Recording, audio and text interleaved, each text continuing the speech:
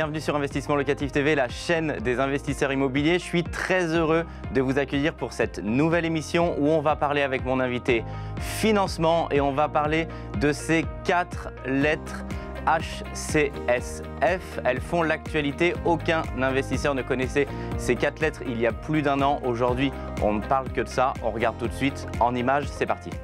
Emprunter 180 000 € sur 25 ans. Voilà le profil type ne pouvant plus accéder au crédit immobilier. La faute, un durcissement des conditions d'octroi qui exclut de fait les profils les plus à risque. En fait, il y a 2 règles prudentielles qui ont été rappelées ou ont été demandées qu'elles soient respectées de manière stricto sensu, à savoir, premièrement, pas d'emprunt au-delà de 25 ans, un peu plus d'apport, c'est-à-dire un peu plus de fonds propres, et deuxièmement, le critère de 33% d'endettement, c'est-à-dire vous empruntez, mais vous ne pouvez pas dépasser un tiers de vos revenus en remboursement. C'est le Haut Conseil de stabilité financière qui a demandé aux banques d'effectuer ce tour de vis, car il jugeait les conditions actuelles trop défavorables aux établissements de crédit et avec des risques d'endettement élevés pour les familles. Concrètement, pour emprunter, il faut que votre coût global de crédit ne dépasse pas un certain seuil. Or, ce seuil est aujourd'hui au plus bas et beaucoup de dossiers le dépassent.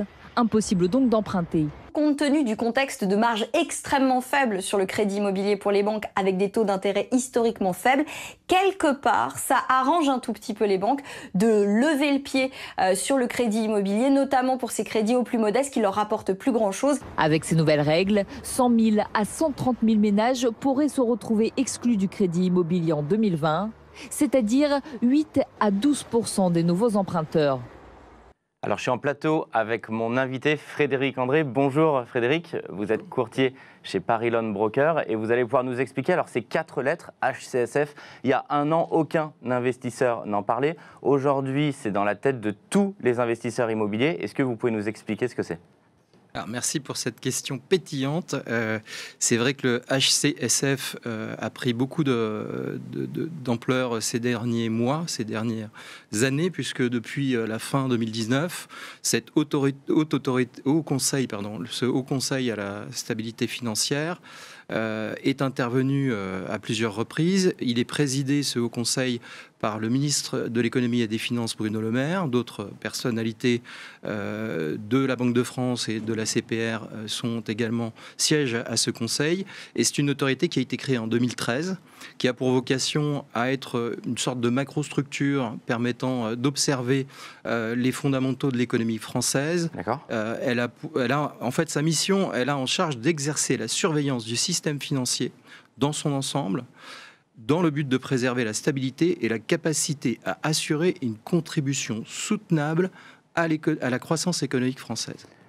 C'est une instance qui est intervenue ces derniers mois et ces derniers semestres pour rappeler les fondamentaux de la distribution du crédit immobilier en France avec des recommandations. On est bien au stade de recommandations depuis la fin 2019 où cette instance a demandé à ce que le taux d'endettement des ménages, la durée du crédit et d'autres aspects complémentaires soient observés de manière plus stricte par les banques. Mais la grosse différence justement aujourd'hui, c'est que, comme vous le dites, et vous avez raison, c'était des recommandations et on passe d'un stade de recommandation à un stade où on nous dit cet été, ça va devenir obligatoire. Et là, on change complètement le système. Je suis en contact tous les jours avec des investisseurs qui ont peur, se disent est-ce que je vais pouvoir emprunter ? Quel est cet impact entre on est à un stade de recommandation et ça va devenir obligatoire cet été ? Alors, fondamentalement, on peut dire que ça ne devrait pas bouleverser cet aspect de passage d'une recommandation à une obligation ne devrait pas bouleverser ce que l'on constate déjà, c'est-à-dire une restriction du crédit pour les investisseurs. C'est déjà en place. Les banques ont l'habitude de respecter les recommandations de cette instance. Donc, fondamentalement, ça ne changera pas. En revanche, cela peut amener quelques changements d'attitude néanmoins, parce que le fait de passer à obligation peut entraîner pour la banque des pénalités financières, des amendes en d'autres termes, avec la mauvaise presse que cela peut accompagner pour une banque. Il y a sans nul doute peut-être un ajustement qui aura lieu, mais pas de manière franche au regard de ce qu'on a déjà vécu jusqu'à présent. D'accord. Alors dans ces restrictions, on parlait de respecter la règle des 33% d'endettement, puis on a parlé d'un léger assouplissement à 35%, et en même temps, maintenant on nous dit que l'assurance emprunteur va rentrer dans le calcul de ces 35%. Alors est-ce que c'est une bonne nouvelle de passer de 33 à 35%, en sachant que maintenant on va mettre l'assurance emprunteur à l'intérieur également ? C'est plutôt une bonne nouvelle pour l'investisseur. Pourquoi ? Parce que l'investisseur n'a pas les mêmes obligations de couverture d'un point de vue assurantiel.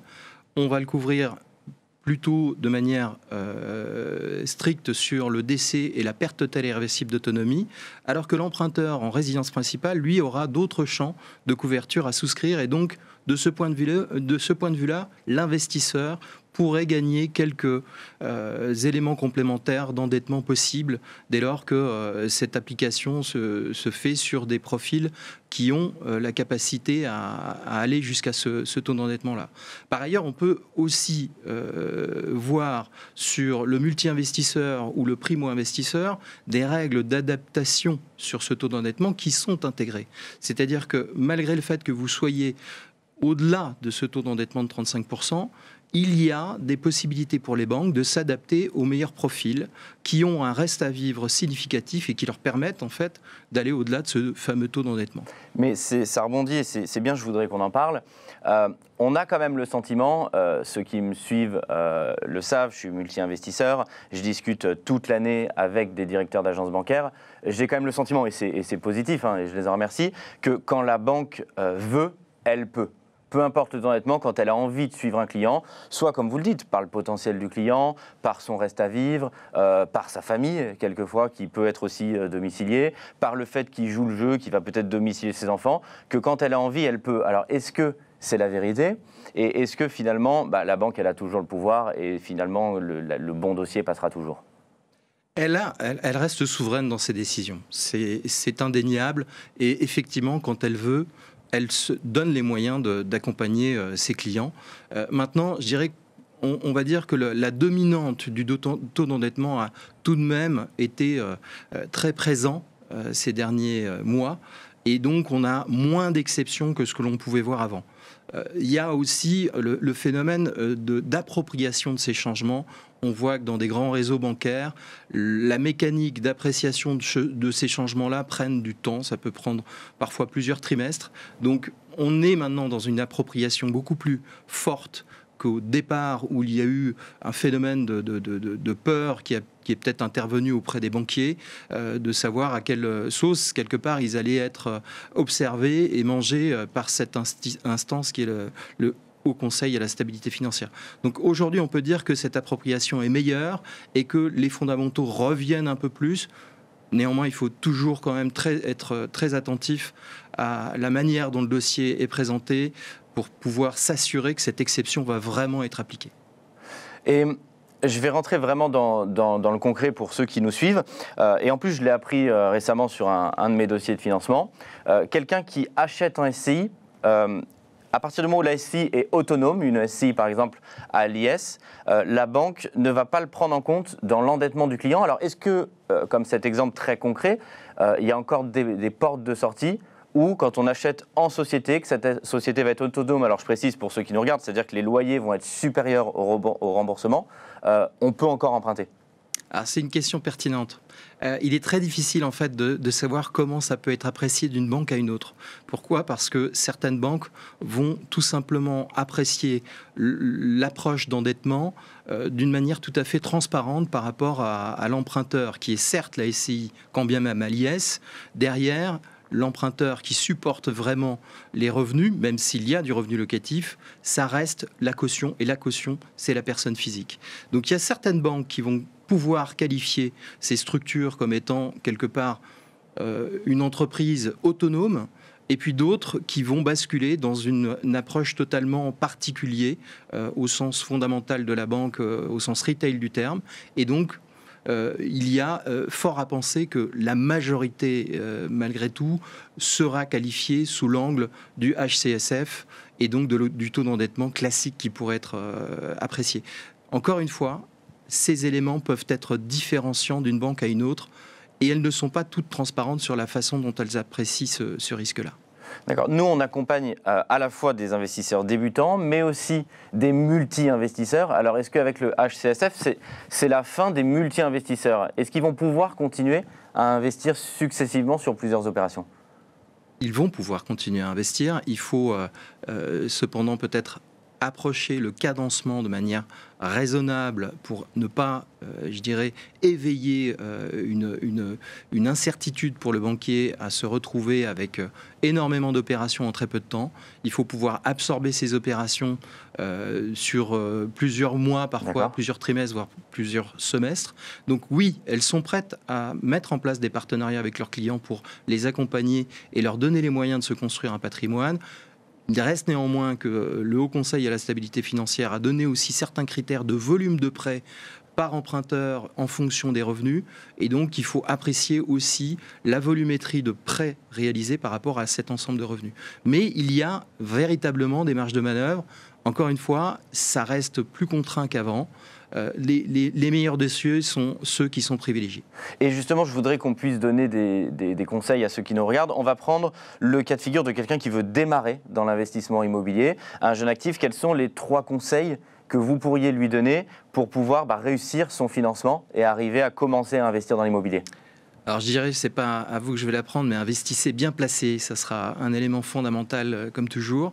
Bien préparer son dossier de financement, ça peut vouloir dire de passer quelques semaines à quelques mois, voire quelques semestres, voire quelques années pour certains, notamment les entrepreneurs qui ne peuvent pas toujours être financés très tôt au regard de leur parcours de création d'entreprise. Et également emprunter le plus long possible pour améliorer vos cash flows et vous donner la capacité de passer à au multi-investisseur. Pour finalement pas avoir trop d'endettement en termes de charges mensuelles, pouvoir la diminuer en étalant le plus possible. Exactement. On est dans des conditions de taux extraordinaires. Certes, il y a des différences entre 15 ans, 20 ans et 25 ans. Toutefois, on n'aura peut-être pas ces conditions de taux à l'avenir. Donc profitons d'acheter long pour pouvoir se donner l'occasion de réinvestir derrière. Et à l'inverse, quelqu'un qui a déjà investi, qui a déjà un patrimoine immobilier et qui veut continuer en termes de financement, les conseils que vous pourriez lui donner pour justement ne pas être bloqué et arriver à se présenter sous son meilleur profil auprès de la banque? Je dirais peut-être se faire accompagner en conseil avant d'investir dans son opération pour s'assurer que toutes les chances sont avec lui pour créer ces conditions de partenariat et de renouveler une à plusieurs opérations avec sa banque ou un autre établissement bancaire. Merci. Je voudrais finir par cette question parce que le HCSF, je pense qu'aussi c'est sa vision, c'est le fait de regarder que les ménages français sont très endettés. C'est quoi votre avis par rapport à ça, où on voit que le taux d'endettement des ménages, dans ces dernières années, il n'a fait qu'augmenter? C'est quoi votre avis? Est-ce que c'est dangereux? Est-ce que les ménages français sont trop endettés et c'est pour ça que le HCSF intervient? Alors c'est vrai que l'observation du HCSF, c'est la comparaison aussi de l'accroissement de la masse d'emprunt par rapport à nos homologues européens. Et pour ce volet-là, il est vrai qu'on représente 40% de la croissance de l'endettement au niveau européen. Donc de ce point de vue-là, on peut estimer que la France est leader et que de ce point de vue-là, il n'est peut-être pas forcément pratique de laisser le marché s'accélérer ainsi. Toutefois, ce qu'on peut observer, c'est que le surendettement des ménages ne donne pas de signaux d'alerte particuliers. Au contraire, depuis 2019, on est dans une phase où le surendettement des ménages est à un niveau historiquement bas. L'immobilier respecte des critères très significativement contraignants pour l'emprunteur, qui est très protecteur. Et donc, à ce titre-là, j'aurais tendance à penser que ce n'est pas forcément cet endettement-là qui pose le plus de difficultés. Peut-être l'endettement par du crédit à la consommation à des niveaux trop importants peut être la cause principale. Évidemment, la situation économique, selon ce que sera l'avenir, pourra aussi nous donner raison ou tort sur ces estimations. Oui, parce que c'est ce que vous dites, il faut différencier la bonne dette qui est faite pour investir dans un actif comme l'immobilier, de finalement pas la mauvaise dette, c'est un petit peu prendre un raccourci, mais d'une dette qui est liée à un crédit consommation qui n'est pas du tout au même taux et qui n'est pas du tout fait pour financer les mêmes actifs. Exactement, c'est porter son endettement sur le bon actif. Merci Frédéric d'avoir accepté mon invitation. Merci à tous d'avoir suivi cette nouvelle émission sur Investissement Locatif TV. Je vous dis à très bientôt pour une autre émission avec un autre invité pour vous donner le maximum de conseils pour réussir vos investissements immobiliers. À très bientôt.